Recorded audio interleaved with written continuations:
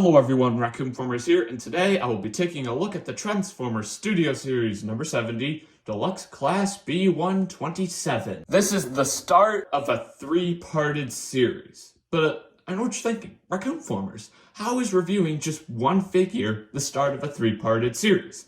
Well, viewer, I'm glad you asked. In this three-parted series, I will be reviewing three figures. Studio Series B-127, who's right here. Studio Series 71, Dino. And Studio Series 72, Bumblebee movie Starscream. But again, you're probably wondering, how is that a three-parted series? Well, those three figures have numbers, just like all of the Studio Series figures do. And the three numbers are in order, 70, 71, and 72. And that's what the series is all about. I will be reviewing three Studio Series figures in numerical order. That's what makes this a three-parted series. Let me know in the comment section below if I should review three Studio Series figures in numerical order again. I'm actually very excited about this series, and I would gladly do something like this on the channel again, if you guys want. So let me know in the comment section below if I should. So yeah, let's begin by taking a look at B-127's details. As you can see, B-127 here transforms into the awesome-looking Cybertronian sports car, just like how we did in the movie. And does this figure look familiar to you by any chance? Does it? Does it ring any bells? Ding. It should, because it's a straight up repaint of Studio Series Cliffjumper. Hey Cliffjumper, how you doing? It's like looking into a mirror. A color changing mirror. But yeah, as you can see, they are straight up repaints of each other. And Cliffjumper came first in the Studio Series line. He's Studio Series 64, but B-127 here is Studio Series 70. So obviously 64 comes before 70, you know. 64, 65, 66, 67, 68, 69, 70. Yep. 64 definitely comes before 70, so he came first. He came second. First, second. But yeah. But to be honest, I feel like B-127 should have came first in the Studio Series line. Because like I said before, B-127 actually transformed into this Cybertronian sports car. Cliffjumper did not. So I would prefer that they made B-127 first, and then they could have made Cliffjumper a repaint of B-127, even though he never transformed in the movie. A lot like what they did with Studio Series Shockwave. But I guess there's no need to rag on something you can't change, but it's just something I thought of. And to be honest, this mold looks so much better in yellow. So much better in yellow. Not to say that Cliffjumper's red doesn't look good, I just think the yellow looks better. Let me know in the comment section below which color you think is better. So yeah, we can set Mr. Cliffy, or Cliffjumper, off to the side. Now let's take a closer look at B-127 himself. Nice looking headlights, as you can probably see. But I really don't like the split. See, like the hood tabs in right here, and I really wish it went in more flushly. Or they could have painted these two parts of the plastic the same color as the headlights just to make it seem more subtle. Again, I'm not trying to sound like Eeyore, I'm just pointing out. I'm expressing my opinion. Yeah, he has the nice looking yellow stripes on his wheels, and Cliffjumper has that too. Except the stripes are in red and not yellow. You know. It's obvious because Cliffjumper's red. But yeah, nice looking transparent area up here on the roof. If I had to guess, maybe that's a Cybertronian sunroof. Get it? It's transparent and it's on the roof. Windows are transparent and sunroofs are windows on the roof and they're transparent. Yeah. He has a nice looking cannon sculpted in up here. And if you can see, the cannon actually splits when you transform. Or when you transform him. And they definitely did a better job of making this subtle. They did a better job making this subtle than they did the headlights. But yeah, a teeny bit of robot kibble underneath, but it's fine. It's not that big a deal because it doesn't interfere with him rolling. He actually rolls extremely well. Really well. Really well. Not as good as some other figures, but It's definitely an A+ in my book. Yeah. Now, let's take a look at his accessory. He comes with the exact same accessory that Cliffjumper does, just in a bit brighter of colors. Let me bring in Cliffjumper's weapon so I can show you what I mean. Ta-da! Here we go, beautiful people. Two weapons that are almost identical. This one is Cliffjumper's, and this one is B-127's. Cliffjumper's weapon is in the darker colors. As you can see, it's in a dark gray, and B-127's weapon is in a sort of light gray. And that's kind of convenient, because B-127 is decked out in yellow, a bright color, and Cliffjumper is decked out in red, which is a dark color. So it's kind of convenient how they made Cliffjumper's weapon dark and B-127's weapon light. You know, it's pretty creative what Hasbro can do these days. Am I right? Am I right, people? So yeah, let me just set this bad boy off to the side, and we can take a closer look at B-127's piece of weaponry, his arsenal. Actually, it's not an arsenal. An arsenal is multiple weapons, but it is a pretty nice weapon. A pretty sweet weapon, I should say. Am I right? Let's take a look at some of its details. Nice looking barrel, which has awesome detail. Look at that detail. And it's decked out in a bright gray. That's the only difference. Like I said that B-127's weapon is decked out in bright colors and Cliffjumper's is decked out in dark colors, but I meant the handle was like that. See how the handle is a bit darker? They didn't make the barrel darker. I sort of wish they did. That would have been really nice to homage the two figures' different color schemes, you know? But yeah, it's a very sweet barrel, but I just wish that it was able to rotate. That would have been sick, but it would have been a lot of hard engineering. But I would have liked it. I would have liked it very, very much. The only unfortunate thing is the weapon storage. I'm not sure if I mentioned this in my Studio Series Cliffjumper review or not, but I did not like his weapon storage. You basically store the weapon right underneath here, and it's almost impossible to get in there. So I usually just keep it in my handy dandy Transformer bag, or Transformer parts bag, I should say. But yeah, and unfortunately, they reused that same kind of weapon storage for B-127. And again, I don't store the gun on the figure because it's too hard to get in there, and I store that in my bag. But here's a cool idea of weapon storage. This would have been very, very cool if you could store the weapon right on top of the figure, or on top of the car, I should say.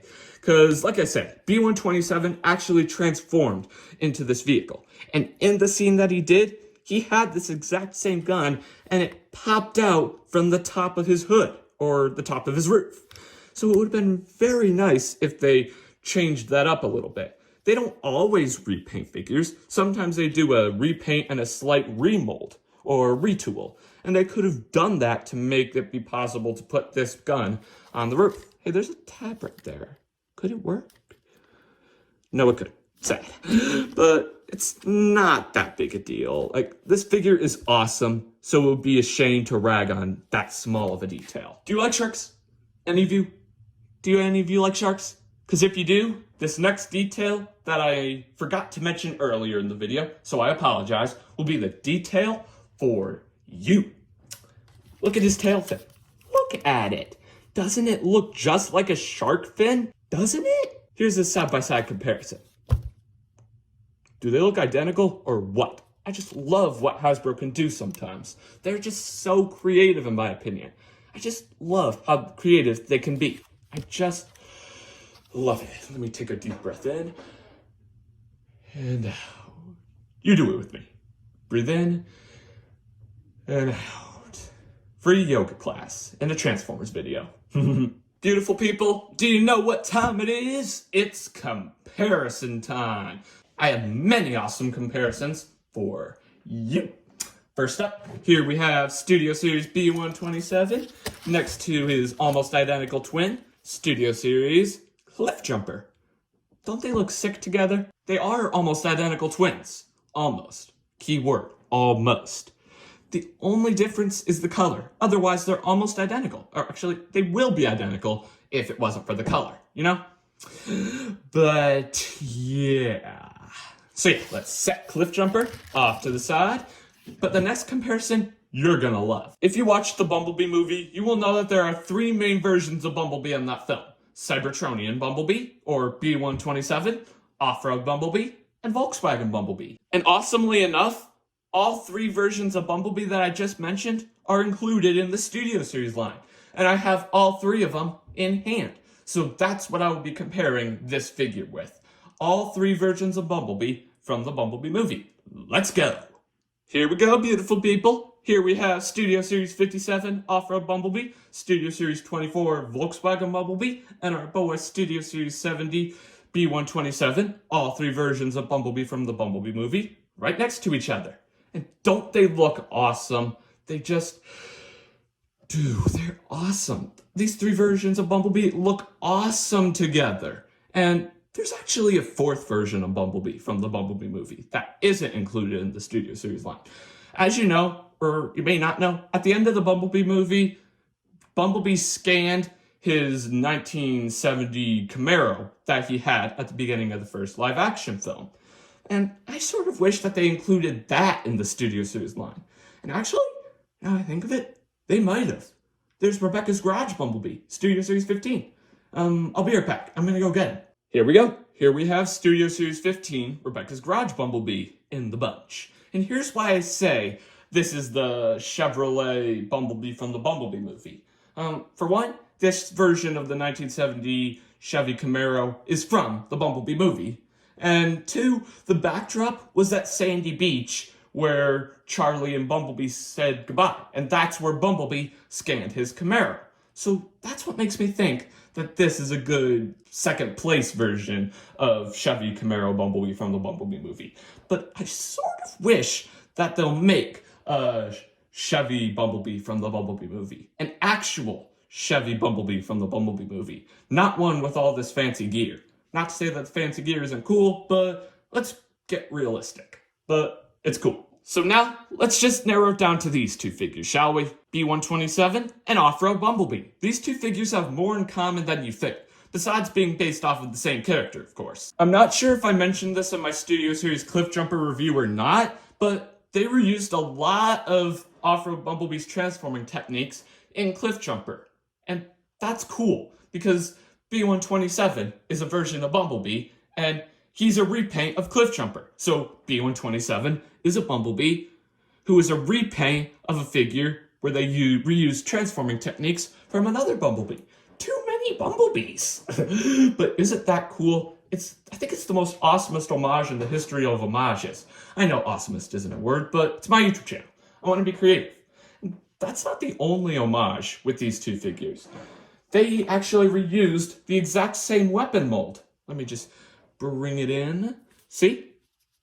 The exact same mold. I think they just shrank or grew it a little, because Off-Road Bumblebee's weapon is a lot smaller. Hey, there's a little bit of hair in there. But yeah, can't you see how these are the same? Let me bring in Cliff Jumpers. See? 3 happy guns who are almost identical. Their only difference is the color. Yeah. I thought I saw more hair. But yeah, it's just awesome.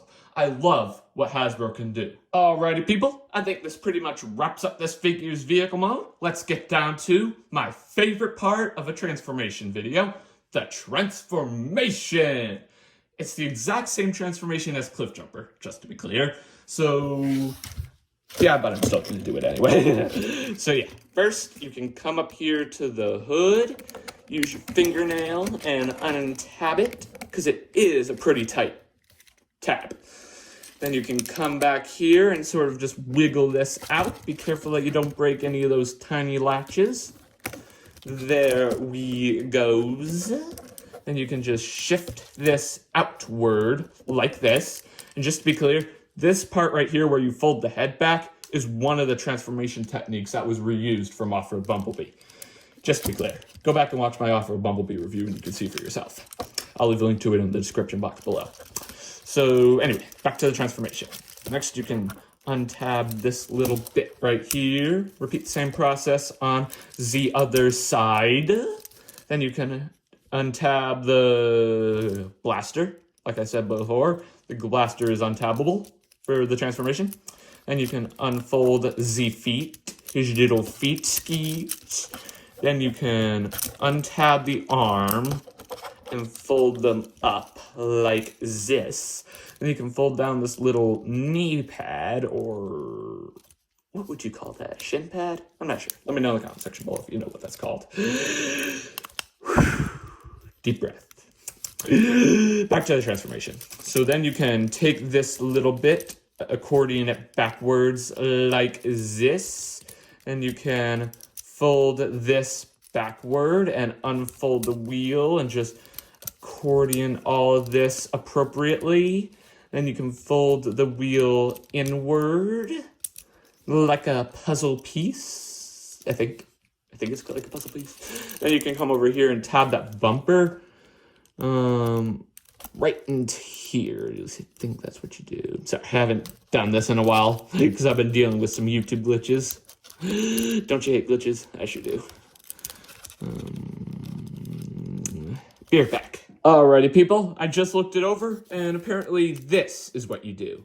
This bit doesn't tab in. I think it just sits there. Hey, the shin pad came up. There we go. Yeah, the one thing I don't like about this figure is all the flimsy parts and how they don't stay tabbed in. And I think that's the reason why the shin pad came up when I already did the transformation on it. So then you can take this bit like this, hoping that the wheel doesn't pop out on you. And then you can tab this in. See that little tab? It will just tab into that little, let me just show you. Let me just, this tab, see that tab? This port right there will tab right into it. It's just harder to show you, but you could probably see.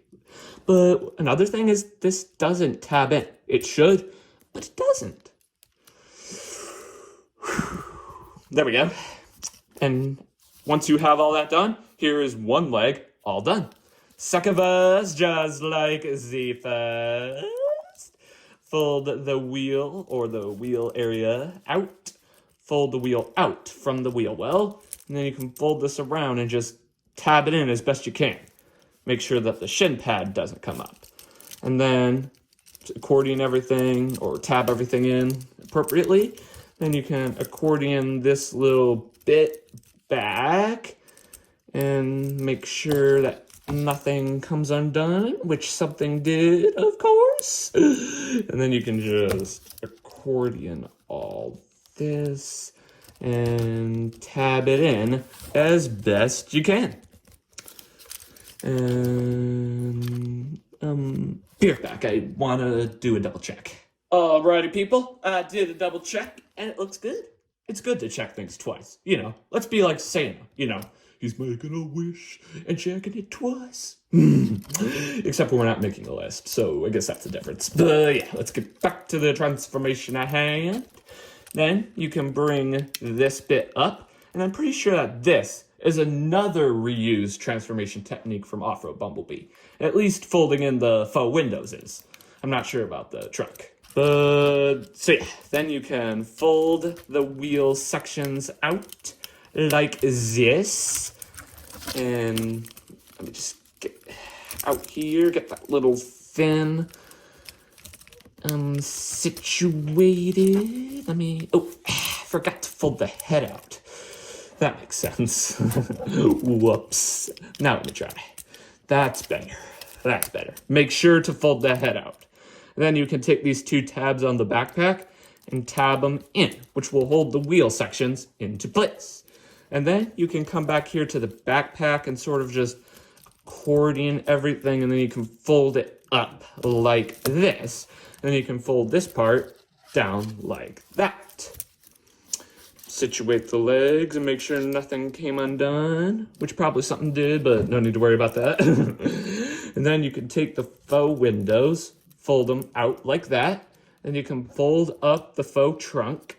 Actually, I don't think that is the faux trunk. I think that's the actual trunk. My bad. And then there are these two tabs on either side of it, and you can fold them up and tab it in to the chest. And then you can bring his head down. And let me get his weapon. I'm sorry, my arm keeps sticking to my tarp here. It's a hot day, you know. And then you can tab his gun into his hand. Like this. Actually, I don't know if it's like that. Are you only supposed to tap it into a specific hand? I thought you could tap it into either hand. Don't mind me. I don't know why this is hard. Again, haven't done it in a very long time.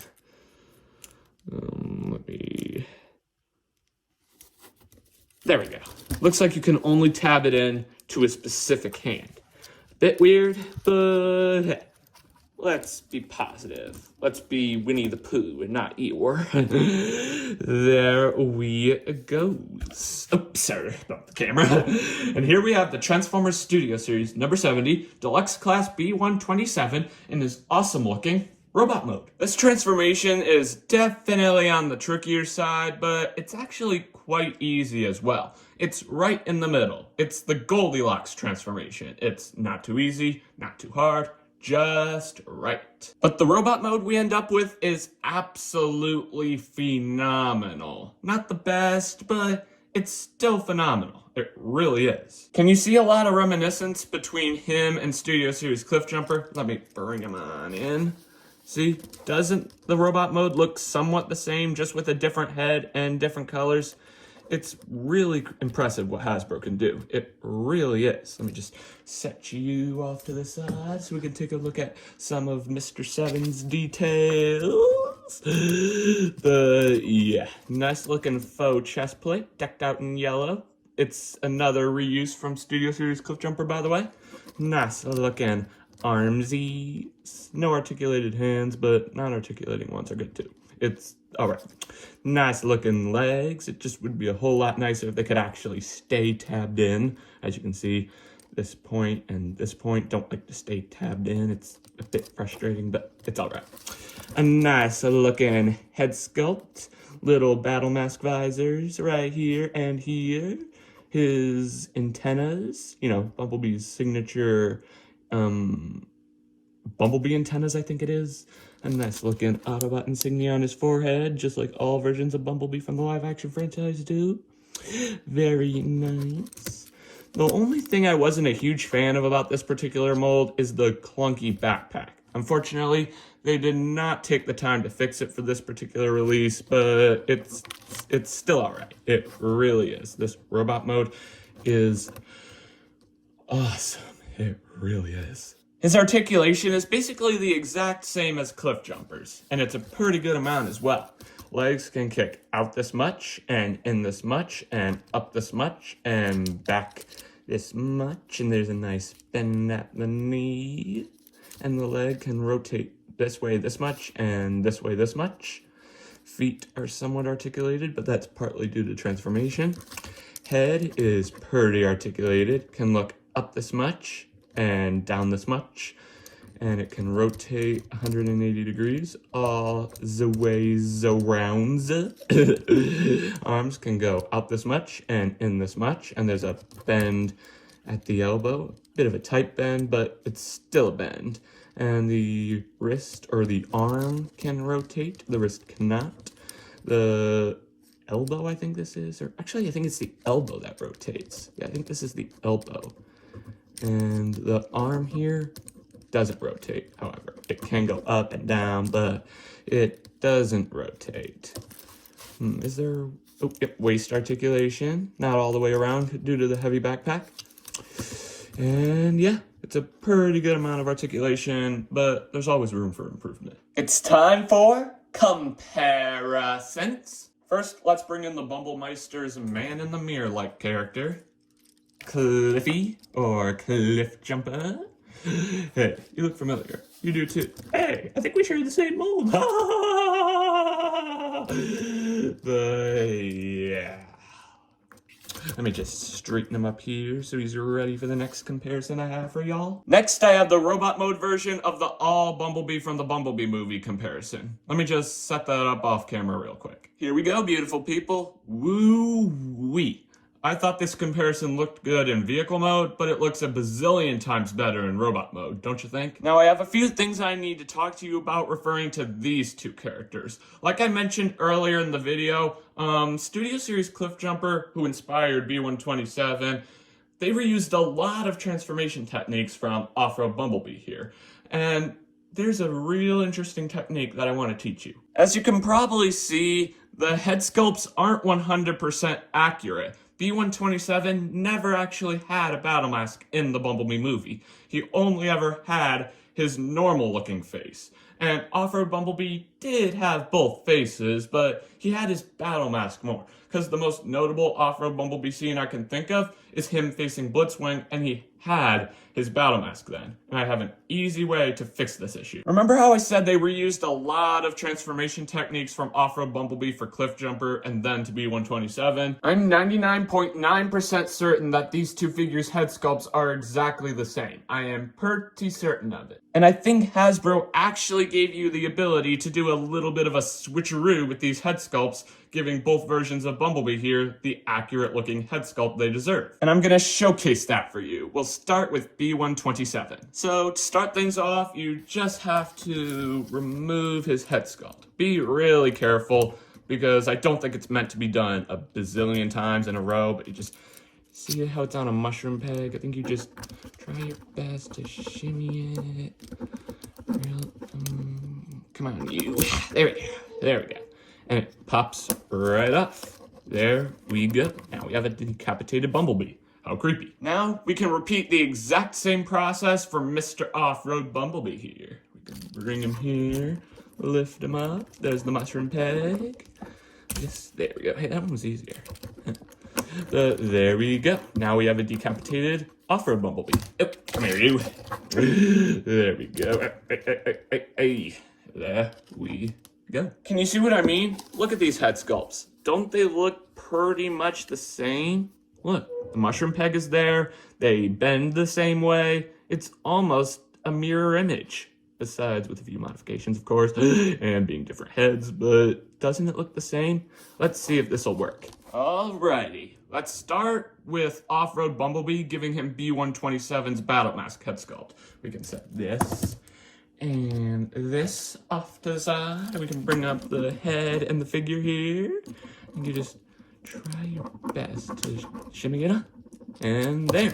Doesn't this look more accurate? Unfortunately, it doesn't match 100%, because as you can see, B-127's head is a bit brighter of yellow than Off-Road Bumblebee's body. But hey, it's definitely close enough, don't you think? And doesn't that look more accurate? Doesn't it? Alrighty, people. Here we have B-127's decapitated body, and here we have Off-Road Bumblebee's head. Let's do some addition. Head plus body equals a living organism.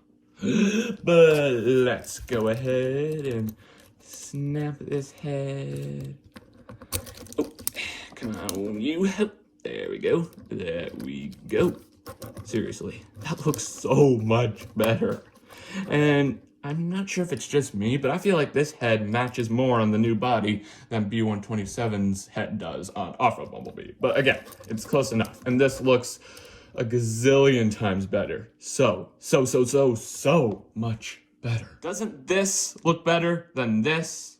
It looks so much more accurate. Now that they have the accurate looking heads, you can have a lot more fun with roleplay and stuff. And as you probably saw when I was removing the heads, it's not easy and it's extremely nerve-wracking. And if you do it too many times, the mushroom peg might break clean off. So I don't recommend doing it over and over. But good news, I am 99.9% certain that you don't have to. I'm pretty sure these new head sculpts work with the figure's transformation, so I don't think there's ever any reason to have to switch the heads back. Alrighty, McTidy, let's go ahead and do B-127's transformation, because I don't have anything else I need to talk to you about referring to his robot mode. First, you can take his accessory, remove it, and you can set it off to the side, like so. First up, you can open up his chest, or at least try to bring out the trunk and fold in the faux chest. And then you can come down here to the legs, get your fingernail in there, and you can fold up the shoulder or the shin pad like that. Repeat the same process on the other side. And then you can just fold up the foot, shimmy this backward like so. Take this thing, untab it, fold it over his phenomenal looking wheel, shimmy it over everything, and this peg will line up into that little hole right there. It's not easy, but it definitely works. Just try and, oh, it didn't snap. Alrighty. So then you can just shimmy this backward as well, and that will play an important role later on. And here we have one leg fully transformed. Second verse, just like the first. You can fold up the foot, bring the tires over after you move that out of the way to give you clearance. Then you can fold this over, snap it right into the foot, or at least try to. There we go. And then we can line this up. And you can bring the feet skis up, tab them together, or at least try, and you'll get the front of the car. Now you can see how everything's gonna work. Isn't that fun? Then you can untab his clunky looking backpack, unfold it, and it will form the top of the car with the Cybertronian sunroof that I talked about earlier on. Sorry, I'm having trouble talking today. Then you can take the new off-road Bumblebee head sculpt, lift it up like so, and lift the backpack up enough to give you clearance to move this outward, and then you can just make sure you have enough clearance. And there you go. And then you can line this up and tab this part that I talked about earlier on into this. I can't really show you all that well, but there are a few pegs that everything will line into. Just bear with me. Then you can tab that in, line this up on the opposing side, and you can tab that in as well. And then you can fold the new off-road Bumblebee head sculpt up, just like you would with his original head. And hey, look, it worked. This might work. And then you can fold this down. Let me just, there we go. You can move that down. Just line this up underneath till it looks flush. Then you can tab the bumper into place, or the hood into place, I should say. There's a little tab underneath it that will tab into the front of the feet where the cannon is. It's not easy, and it does have a tendency to untab almost everything. And you can just tab this in. Hopefully, come here, you. Stop trying to escape. I need you in vehicular mode. Oop, there we go. That's what I like to hear. Oh, yes, yes, yes, yes. Yes. Yes. Oh, come here. And then you can come down here to the arms, which is without a doubt my least favorite part of the transformation. You just tab this tab right into that little tab underneath the chest, and I can assure you that's not easy to do. You just try it, and then the arms will sit flushly along the bottom, along with the other bits of robot kibble. BRB. Here we are, ladies and gents. Here are the arms fully tabbed in like they're supposed to be. Let's see how well he rolls. Pretty good. He doesn't seem to be wobbling either. Sometimes he's unbalanced and he wobbles. Not good. But yeah, he rolls just like wrong things should. Yeah! But weapon storage, like I mentioned earlier on, isn't all that good. You have to tab it inside of there. See those little tabs? And see those little tabs on the weapon? It's extremely difficult, and there's just not a lot of clearance to be able to do it. So I'll just set it off to the side. And here we have the Transformers Studio Series number 70, Deluxe Class B-127, in this awesome looking Cybertronian sports car alt mode. But I know there's one thought on your mind right now. Did the switcheroo work for off-road Bumblebee? Well, see it for yourself. Voila. As you can probably see, both figures are in their respective vehicle modes, and both of them have the opposite head sculpts. Off-road Bumblebee has his accurate battle mask head sculpt, and B-127 has his accurate normal-looking face head sculpt. It's perfect. Your plan worked, Hasbro. You never cease to amaze me. Some final thoughts on the figure. It's a phenomenal figure with a capital P. It's a huge improvement over Studio Series Cliffjumper. Studio Series Cliffjumper is an okay figure, but I just have to say that this mold looks a bazillion times better in yellow than it does in red. That's just my personal opinion. You might think differently, and that's fine. Let me know which color you like better down in the comments. Well, friends, this pretty much wraps up this video review. Thanks for tuning in. Remember to click that big red subscribe button and hit that notification bell so you never miss out on a future video. And I really hope you're enjoying this three-parted series idea as much as I. I'm actually quite fond of this idea, and I'm really excited to do something like this again. If you want me to do that, let me know in the comment section below if I should. But what about you? What did you think of this Studio Series figure? Let me know down in the comments. Remember to like, subscribe, ring the bell, and do all that other fun stuff. And I'll see you back here next time where I'll be taking a look at the Transformers Studio Series number 71, Deluxe Class Dino. Well, I'll see you back here next time for that. Peace.